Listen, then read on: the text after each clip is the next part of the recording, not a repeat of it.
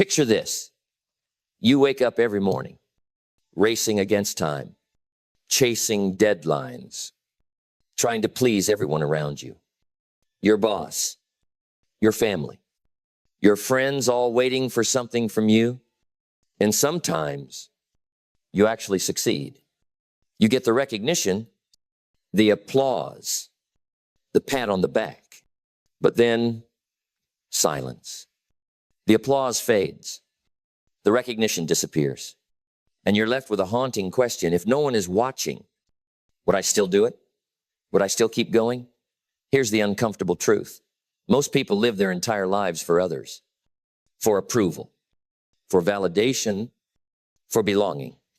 And maybe you've been told your whole life that's what it means to be good, to be successful, to be loved. But is it really? Or is it just a trap that slowly steals your time, your energy, your identity? Yes, serving others has value. Yes, family, community, responsibility, they matter. I'm not denying that, but let's be brutally honest. If you live only for others, if every choice you make is for applause or acceptance, one day when the applause fades, your motivation will collapse with it. On the other hand, doing it just for yourself might sound selfish to some. And maybe you've heard people say, don't think only of yourself. But here's a different perspective when you live authentically. When you grow, when you honor your own path, you actually give more back to the world because a fulfilled person has more love, more energy, more wisdom to share. So here's the real challenge we're exploring today. How do you shift from living for others to truly doing it for yourself? How do you build the kind of small daily actions that turn into unstoppable change? Not because the world demands it, but because your soul deserves it. That's exactly what we'll uncover together in this journey. Let's dive in.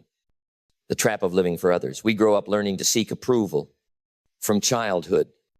When we bring home a good grade, we wait for a proud smile from our parents. At work, we measure our worth by performance reviews, promotions, or applause from colleagues.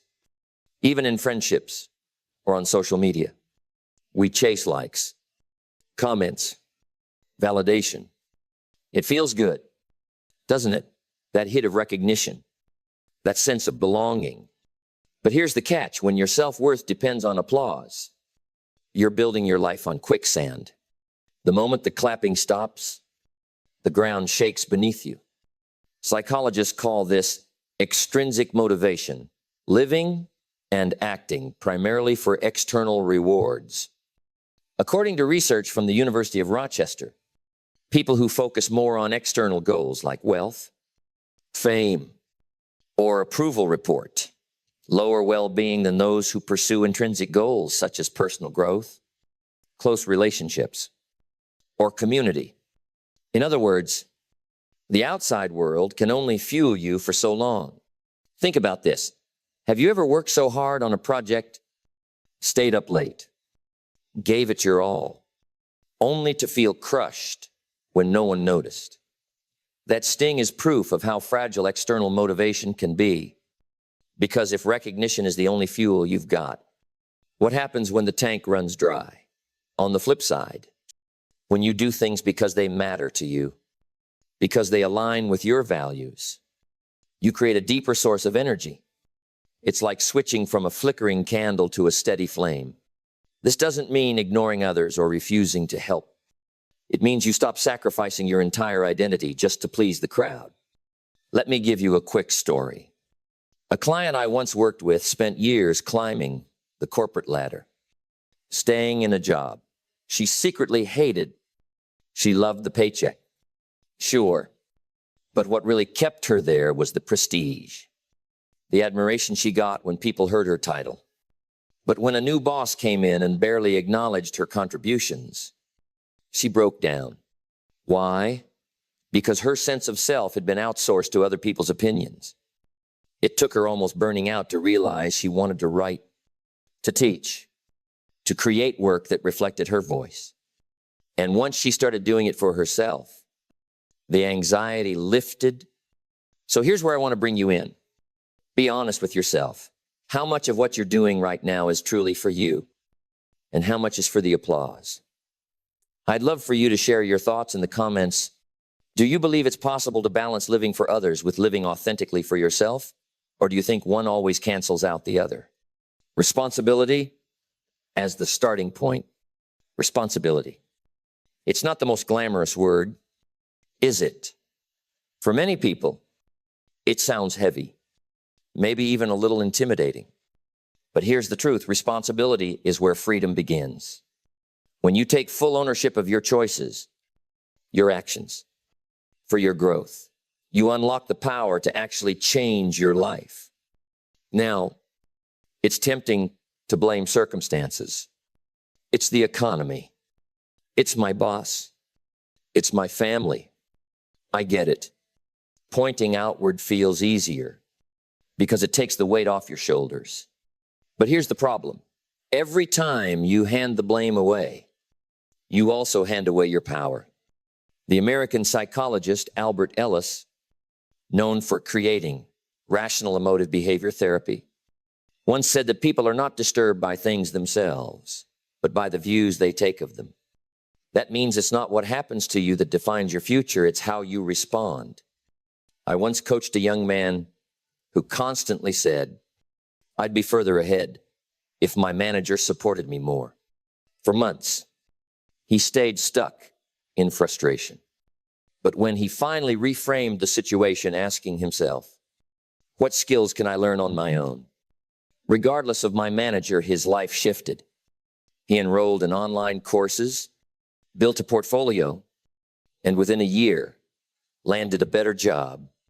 The moment he stopped outsourcing responsibility, opportunities opened up. Think of it this way. You are not a tree. You're not rooted in one place forever. If you don't like where you are, you can move. You can grow. You can redesign your environment, your skills, your mindset. This idea is echoed in the teachings of Jim Rohn, who famously said, don't wish it were easier. Wish you were better. Don't wish for fewer problems. Wish for more skills. It's a radical but liberating mindset shift. Of course, taking responsibility doesn't mean blaming yourself for everything that goes wrong. Life throws curveballs, unexpected losses, unfair systems, things outside your control. Responsibility means focusing on the slice of life. You can control your reactions, your habits, your daily decisions. Viktor Frankl, the psychiatrist and Holocaust survivor, put it powerfully. When we are no longer able to change a situation, we are challenged to change ourselves. That's the essence of responsibility. So here's the takeaway. The moment you stop waiting for someone else to fix your life, you take back control. Responsibility is not a burden. It's a key. It unlocks the door to growth, resilience, and freedom. Belief is not enough. Action creates change. Belief is powerful. It's the spark that lights the fire of possibility. Without it, you wouldn't even dare to dream. But let's be clear, belief alone will never move you forward. It's like sitting in a car with no gas. You can polish the steering wheel, admire the design, imagine the road ahead. But unless you put fuel in the tank and press the pedal, you're going nowhere. So many people say, I believe I can change. And they mean it. But weeks, months, even years later, they're still in the same place. Why? Because belief without action is just wishful thinking. It feels good, but it doesn't create results. Research on motivation backs this up. Psychologists like Dr. Gabriele Oettingen at NYU found that positive thinking alone can actually decrease effort because the brain sometimes mistakes visualization for achievement. That's why combining belief with consistent action is essential. Let me paint a picture. Imagine two friends who both want to get in shape. The first one spends hours watching fitness videos, making vision boards, talking about how much they believe they can do it. The second, they lace up their shoes and jog for 10 minutes a day. Fast forward 6 months, the first friend is still planning, while the second has built stamina, lost weight, and gained confidence. The difference isn't belief, it's action. And here's where the magic lies. Action builds belief far more than belief builds action. Every time you follow through, whether it's writing one page, making one phone call, or practicing for 15 minutes, you prove to yourself, I can do this. That small win strengthens your belief, which in turn fuels more action. It's a cycle of momentum. Of course, action isn't comfortable. It's risky. It challenges your excuses. Taking that first step feels scary because you might fail. And nobody enjoys failing. But here's the paradox. Not acting is also failing. It's failing by default. At least when you act, you give yourself a chance to learn, to adjust, to grow. So what does this mean for you right now? Don't wait until you feel 100% confident. Don't wait until the timing is perfect. Start messy. Start scared. Start small. As entrepreneur Marie Forleo puts it, clarity comes from action, not thought. The road unfolds as you walk it, not while you stand still imagining it. Belief is your spark, but action is the fuel. Without it, you're stuck in the garage with a dream car that never leaves the driveway. With it, you're on the road, building momentum, creating change, mile by mile, doing what others won't. Here's a hard truth. Most people don't fail because they're not talented enough, but because they stop at the point where things get uncomfortable. They stay in the warm bed when the alarm goes off at 5 a.m. They skip the practice when no one is watching. They choose Netflix over the extra hour of study, and then they wonder why others get ahead. The real difference between the ordinary and the extraordinary often comes down to one thing: the willingness to do what others won't. It's not glamorous. It's not always Instagram worthy, but it's the quiet, unseen effort that separates dreamers from achievers. Think about elite athletes. While most people are still asleep, they're already sweating through drills. Writers who publish books don't just get inspired. They put in countless mornings typing while the world scrolls on their phones. Even entrepreneurs who seem lucky are usually the ones who put in years of thankless work before anyone noticed. There's a phrase I love: the few who do are the envy of the many who only watch. And it's true. The majority of people watch success from the sidelines, often criticizing or doubting, while a small minority actually puts in the sweat psychologically. This comes down to something called delayed gratification. The Stanford marshmallow experiment is a classic example. Kids who resisted eating one marshmallow immediately in order to earn 2 later were found decades later to have better life outcomes, from health to careers. Why? Because success often comes from choosing long-term growth over short-term comfort. Doing what others won't doesn't mean working yourself into exhaustion or ignoring rest. It means showing up consistently when others make excuses. It's saying, yes, I'll practice when I don't feel like it, or I'll put in the reps even if no one claps. Every time you take that road, you set yourself apart. And here's the kicker: it doesn't take superhuman effort. It just takes being 10% more committed, 10% more consistent than the crowd. That small edge compounds over time. Those extra pages written, those extra hours of training, those extra skills learned, they add up to massive difference. So ask yourself honestly, in your own life, where are you stopping where others stop? And where can you push just a little further, even if no one is watching? Because that's the space where transformation happens. That's the territory of growth. Habits versus rituals. Let's talk about the difference between habits and rituals, because on the surface, they look the same, but the meaning behind them is worlds apart. A habit is something you do almost automatically. Brushing your teeth, grabbing your phone in the morning, driving the same route to work. Habits are powerful because they save mental energy. But here's the problem. Habits can be either helpful or harmful, and most of us run on them unconsciously. A ritual, on the other hand, is intentional. It's a habit with soul. It's something you choose to repeat, not because it's automatic, but because it represents who you are and who you're becoming. A ritual isn't just exercise. It's saying, I respect my body, so I move it every day. It's not just journaling. It's creating a sacred space to process your thoughts and design your life. Rituals transform ordinary actions into identity-shaping practices. Science backs this up. Research from the University College London found that it takes an average of 66 days to form a new habit. But here's the twist. When people add personal meaning to their routines, when the act becomes a ritual, they stick with it longer and report greater satisfaction. In other words, rituals are stickier than habits because they're tied to your values, not just your willpower. Think of two people who both go for a run. The first laces up because hoping to burn calories. The second laces up because running at dawn is their way of starting the day with clarity and strength. Same action, different fool. Guess who will keep running when motivation dips? And rituals don't have to be huge.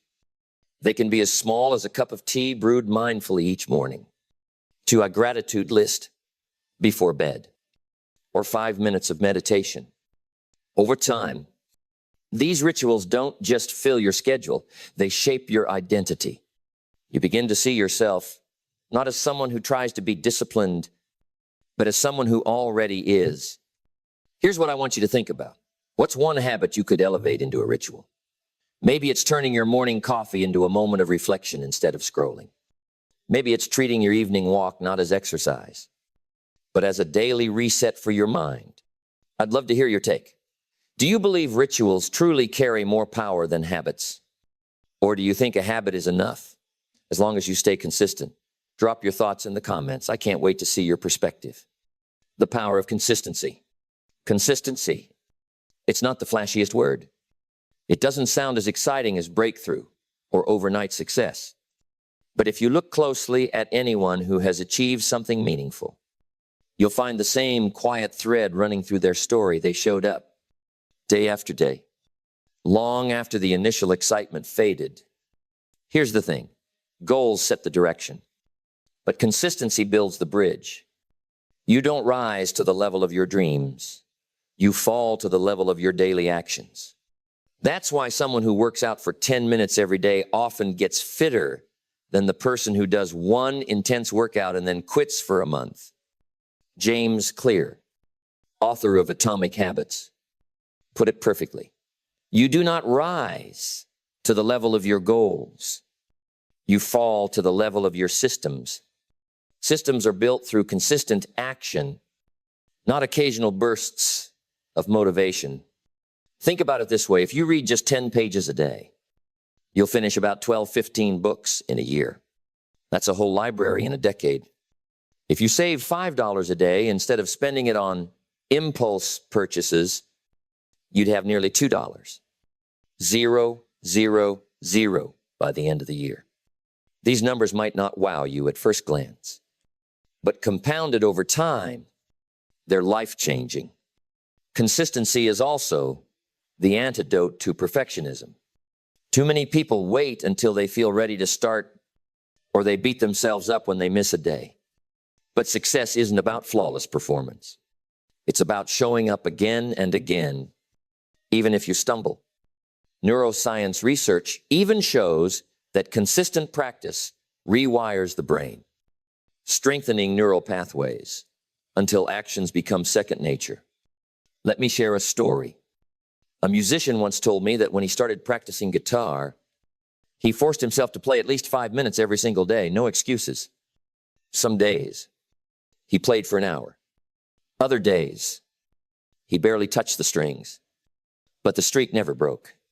5 years later, he was performing on stage. Not because of talent alone, but because he honored consistency over perfection. So if you're aiming for real change, don't underestimate the power of small, repeated actions. Ask yourself, what's one thing I can commit to doing daily? Even if it's just for 5 minutes. Then guard that commitment like your future depends on it, because in many ways, it does. Consistency is boring. It's unsexy. But it's the most underrated superpower you have.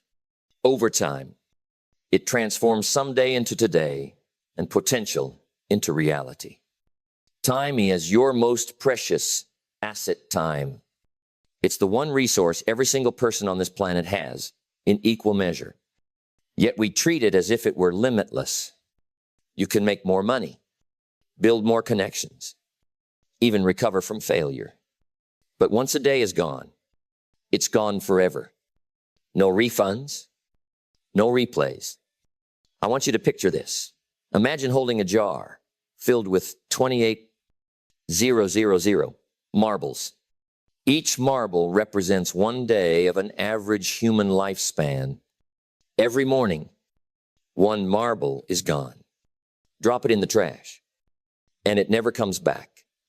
How differently would you spend your time if you could see it disappearing right in front of your eyes? We talk a lot about budgeting money, but very few people budget their hours.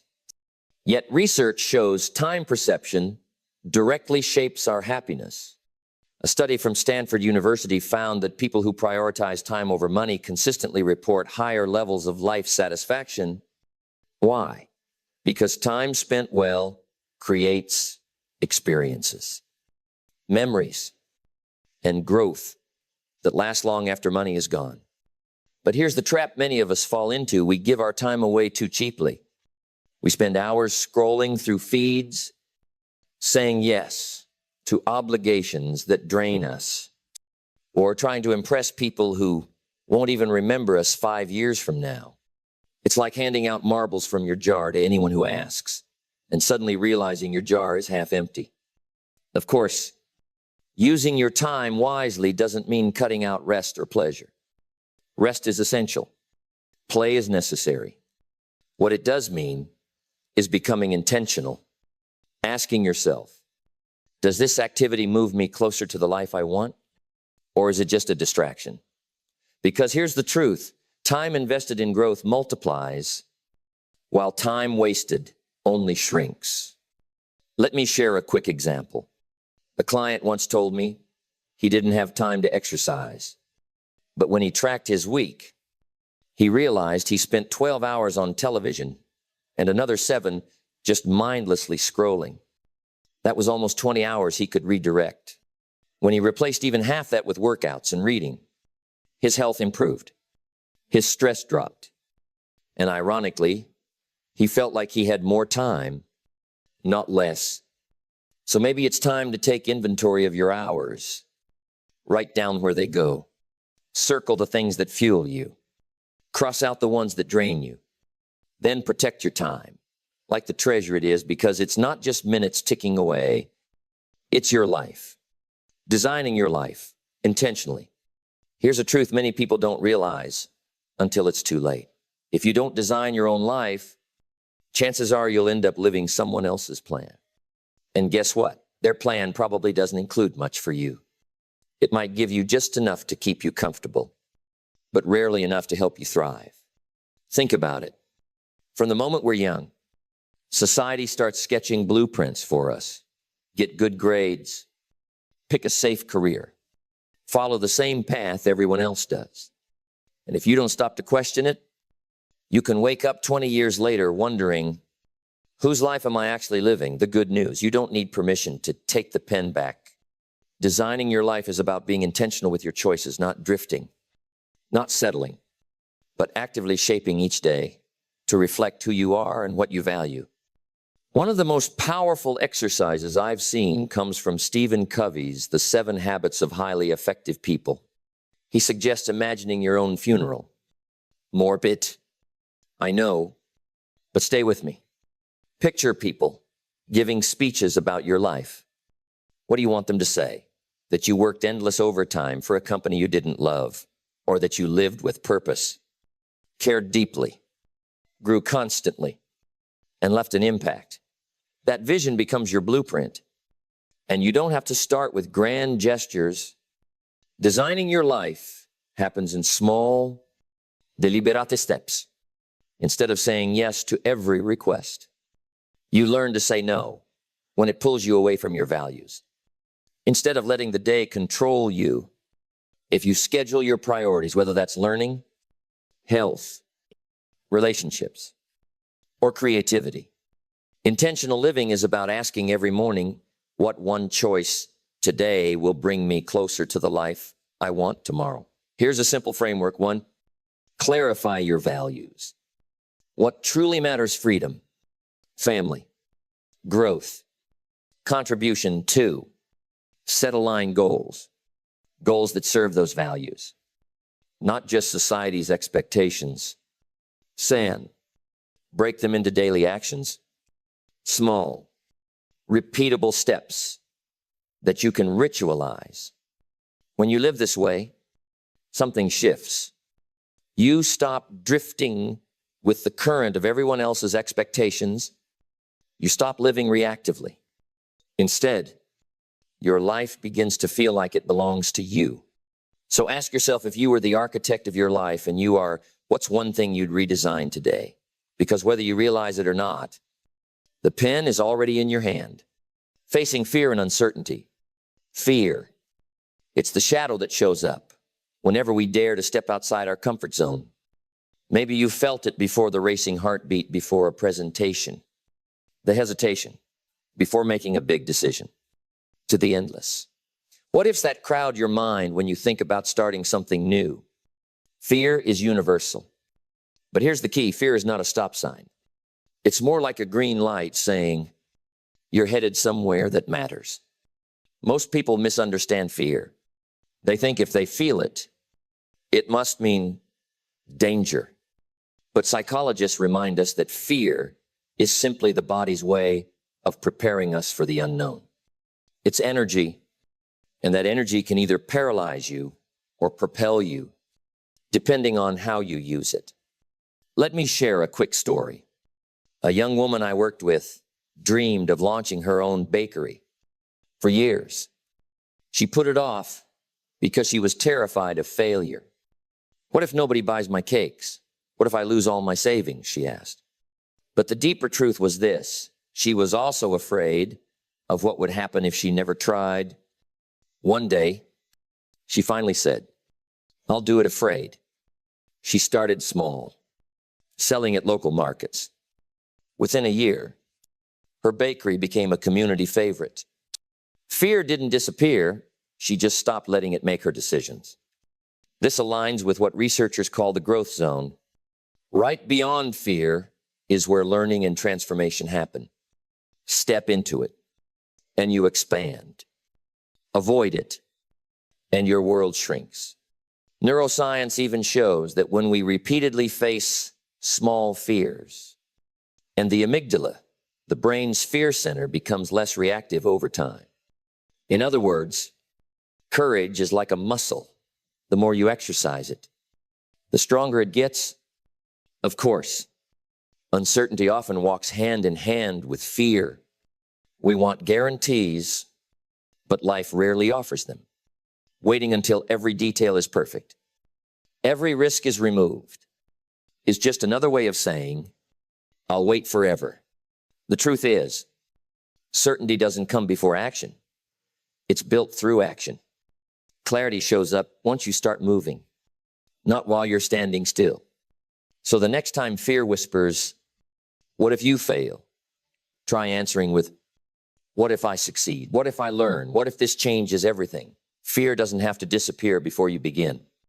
In fact, if you wait until it does, you'll never begin at all. Remember, being brave doesn't mean you're not scared. It means you act anyway. Do it afraid. Do it uncertain. Do it for yourself. The gift of daily rituals If motivation is the spark and consistency is the fuel, then daily rituals are the compass that keeps you on track.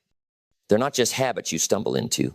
They're deliberate practices that remind you who you are and who you want to become. Think of a ritual as a contract with yourself.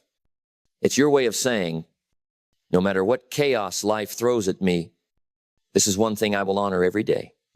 And the beauty of rituals is that they don't have to be grand. In fact, the smaller and simpler they are, the more powerful they often become. Take journaling. For example, it's not just writing random thoughts on paper. When you turn it into a ritual same time each morning, paired with your coffee, framed as a space for reflection, it becomes a daily reset. Athletes do this with training. Writers do it with their morning pages. Successful leaders often practice meditation or gratitude journaling.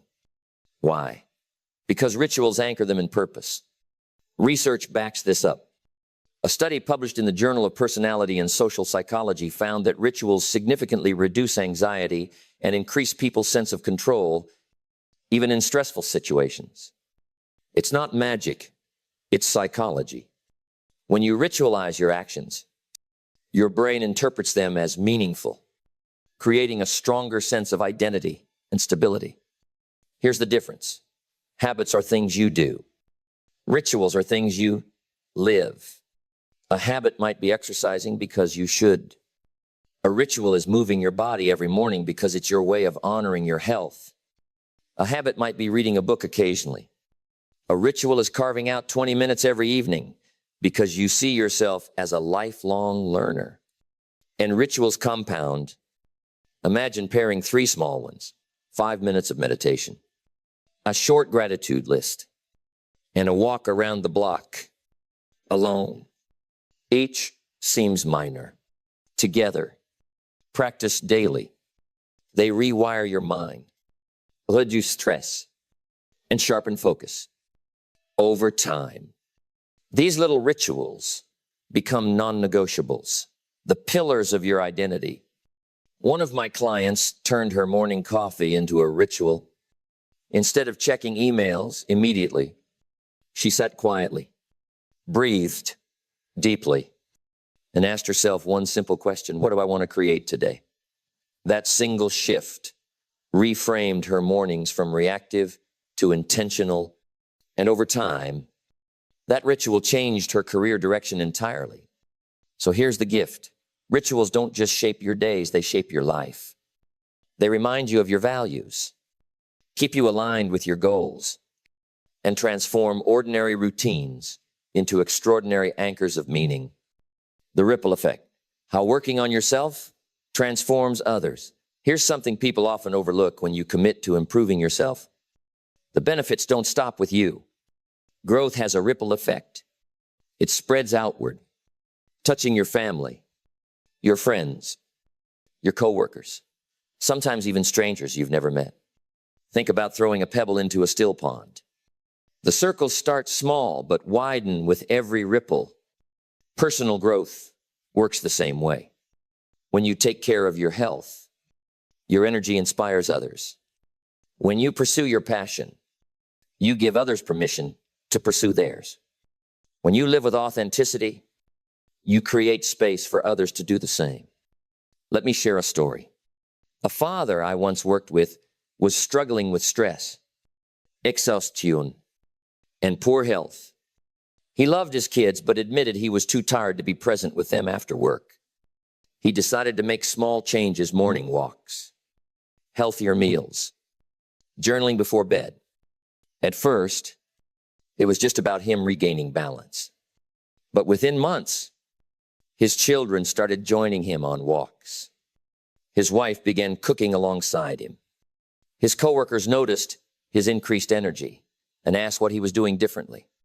His personal change created a ripple that transformed his environment. Psychologists call this emotional contagion, the phenomenon where our emotions and behaviors spread to the people around us. Studies from the University of California even found that happiness can spread up to 3 degrees of separation in social networks. That means when you become more positive and intentional, your friends, their friends. And even their friends can feel the impact. And here's the deeper truth. People learn more from what you model than from what you preach. Children don't just listen to lectures about discipline. They watch how you handle frustration. Friends won't be moved by your advice about chasing dreams if they see you playing small in your own life. Your actions become the proof, the living example that inspires change.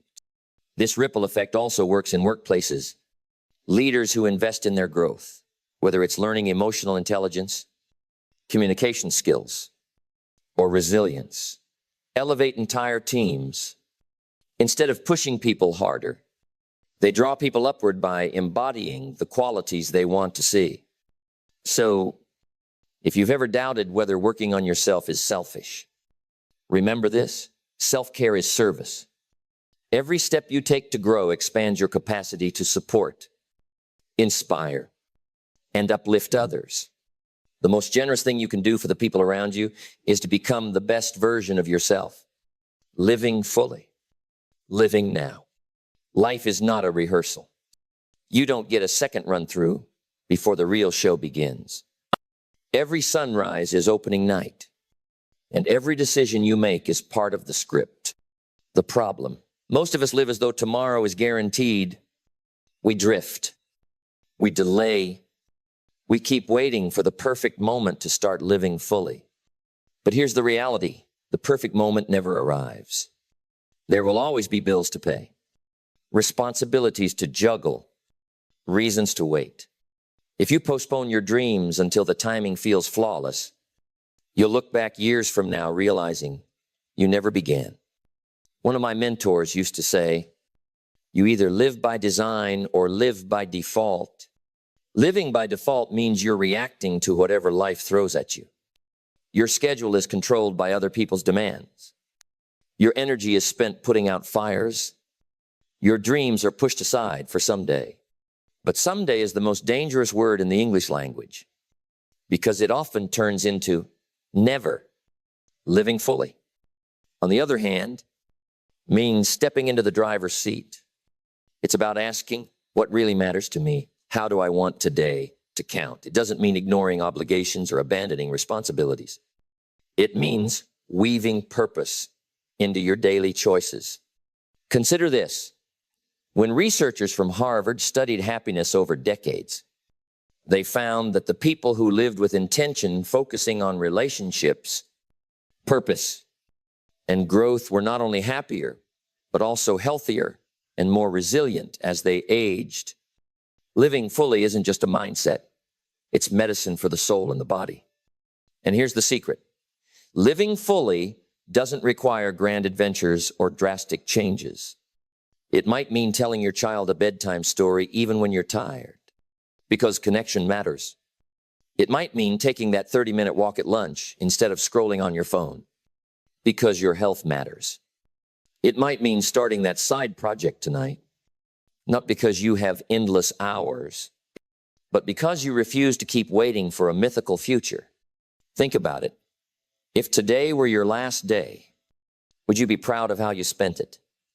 Did you truly live, or did you just exist? The clock is ticking, not to scare you, but to remind you your life is happening right now.